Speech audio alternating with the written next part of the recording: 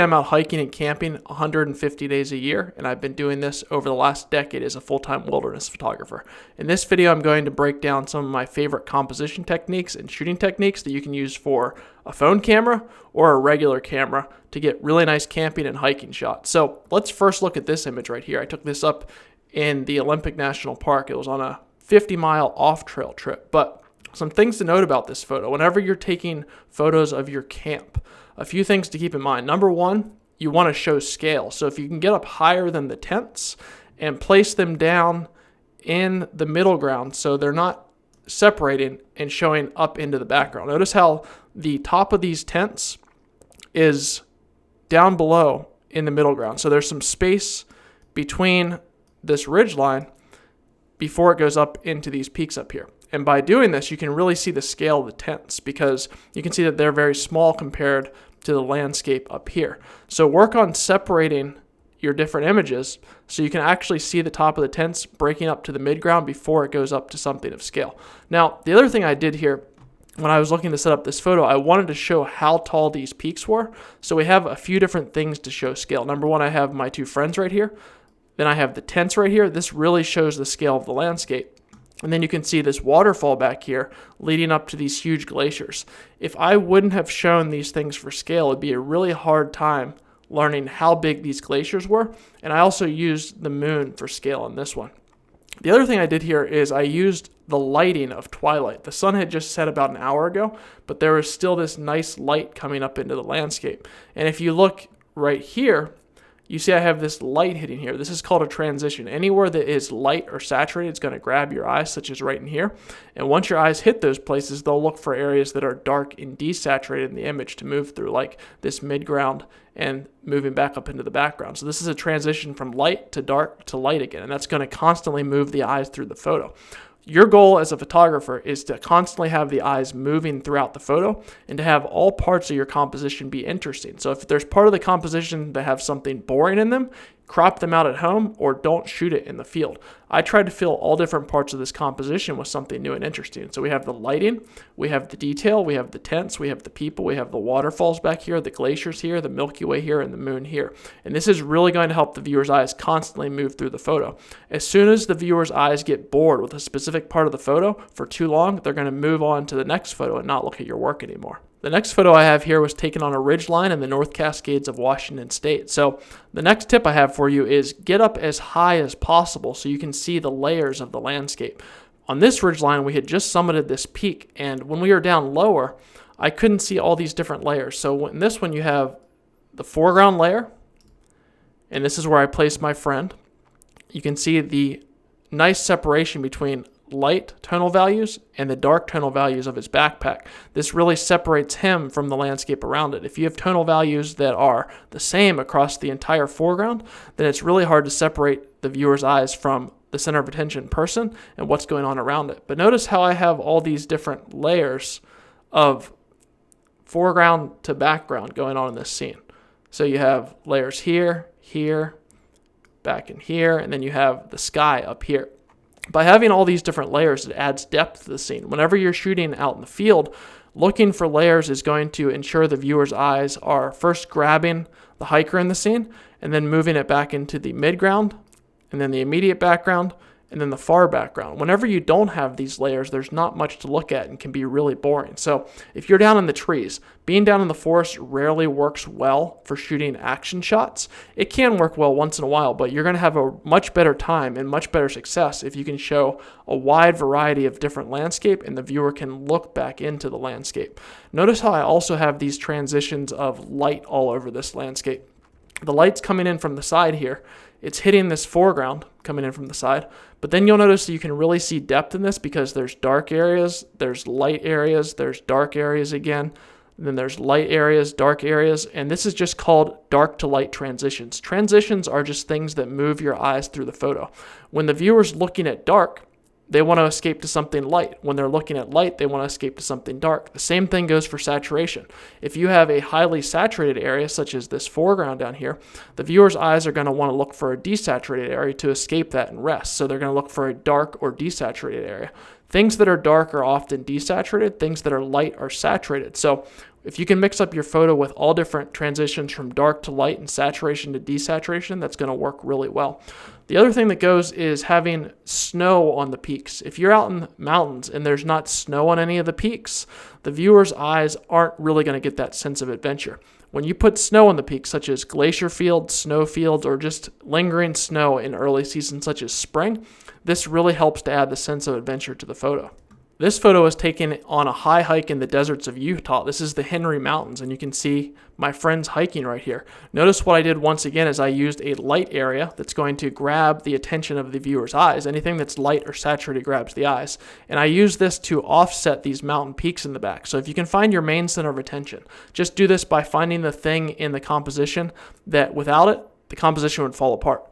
Take that and balance it with the action of the person across the center of the scene. It doesn't have to be perfect, but if you can just visualize the middle of this composition, put most of the center attention on the back right or left, and then have the hikers be on the opposite side. This will show that balance. And then the viewer will look either at the main center of attention first or the action of the hikers first, and then it'll start to move back through the rest of the image and end up on the other side. If you can get them to look across the center of the image using this balance from left to right, that's really going to help their eyes stay interested and move across the scene. Then I did other things like having this light fade in from the side. Remember, anything that's light is going to grab your eyes and pull them into the scene. And then I have all this dappled light transitions from dark to light to dark again. And this dappled light is really nice for having those dark to light transitions all over the scene. So look for scenes where you have clouds up in the sky. If it's just a clear blue sky, very uninteresting. The viewer is going to look away from it. When you have clouds in the sky, you also get the benefit of this dappled light because the light's going to hit the landscape in all different ways. Notice the separation of the foreground here. And then I have a different color, which is green in the midground. So I have desaturation here. There's not much saturation. Then I have saturation here. And then I have this dappled desaturation right here. And that separates this area from this background area from the sky up here. So I have all these different layers, and you only get these layers when you're up high shooting. When I was down lower, I would have been in the trees, or I wouldn't have been able to see the separation here to this area back in here, to the mountains and up into the clouds. For all those people that think you need a really good DSLR camera to take good shots, I took this on an iPhone 14, which is like 5 years old now, using the pano mode. The nice thing about the pano mode is it uses a bunch of different JPEG shots and it stitches them together. So you still have a really nice large JPEG file. So I'm recording this on a 5K IMAX screen, and this still holds up really well. But notice I have my friend here hiking right here. And if I pop out here, I'm going to make a blank layer so I can draw on this. And as he's hiking, the only way to see the scale of this is a few different things. Number one, trees. I always use trees to show scale if I can. You'll notice the size of the trees compared to him, and your eyes are going to fill in the rest of this with your brain to say, okay, well, I know the size of those trees, similar to him, and then I see these massive peaks. This is Mount Olympus back here in the Olympic range. This is the Bailey range. But you can see how large these glaciated peaks are compared to him. So that kind of balances the top and back of this side. But as I was saying in the previous part, if you can grab the main center of attention, which I would say this area and this area are centers of attention, if I split this down the approximate middle, it doesn't have to be perfect. Try to balance the top half of the image with the center of attention in the top left and right if you have a bunch of mountains, and then use color and light and the hiker to balance off that to grab the eyes across the photo and show scale. So not only am I showing scale with the trees, I also need something to show scale with the hiker, which was this mountain peak. But then I said, well, I'll keep swinging the pano over with my phone and capturing this mountain peak as well, and that really shows the scale. Also notice here we have this saturated area down here. I kept this yellow highly saturated, and then this area all up here is white. So white is a very low saturation value color. So when your eyes are on a saturated area, they're going to want to escape to a desaturated area, which is all these light snow patches. And then they're just going to move from saturation to desaturation up here. And then I saturated all these colors down here in the trees that really help to move the eyes from here back down to this part of the image.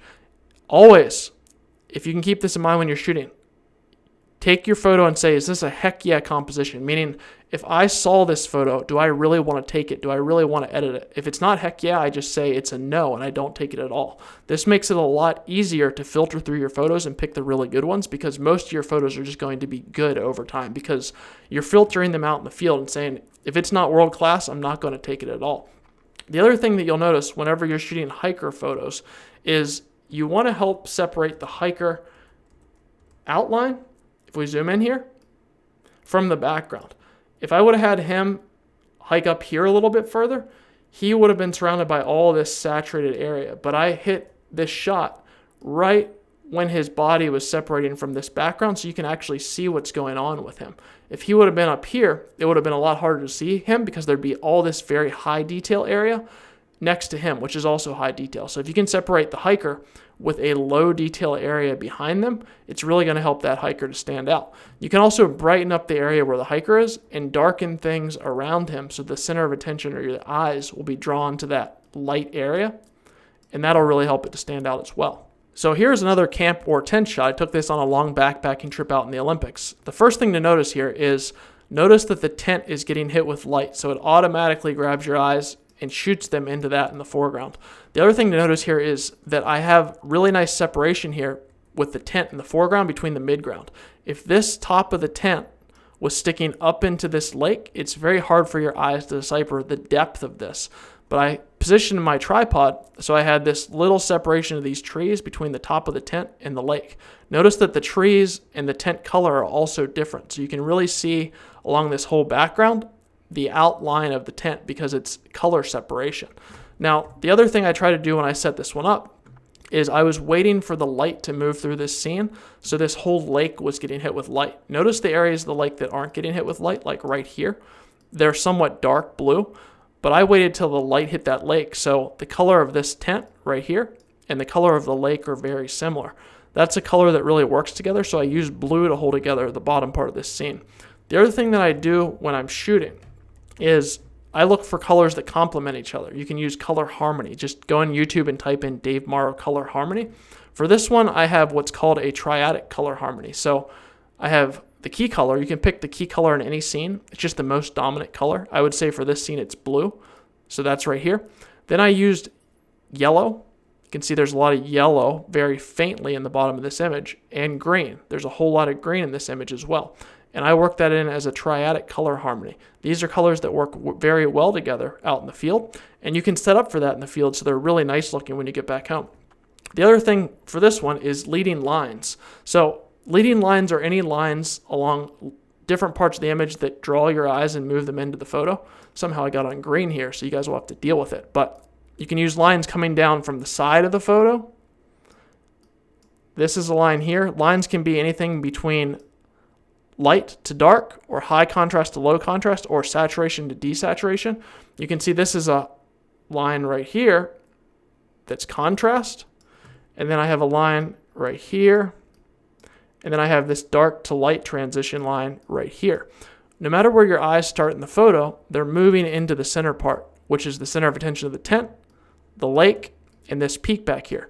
I used the clouds up here to fill in the rest of the detail, but notice how I darken down this part of the photo. Anything that's dark in the photo pushes your eyes away, and you can use dark areas to push your eyes into things that are lighter, so you're leading the eyes from the outside of the photo into the interior, no matter what part they're looking at.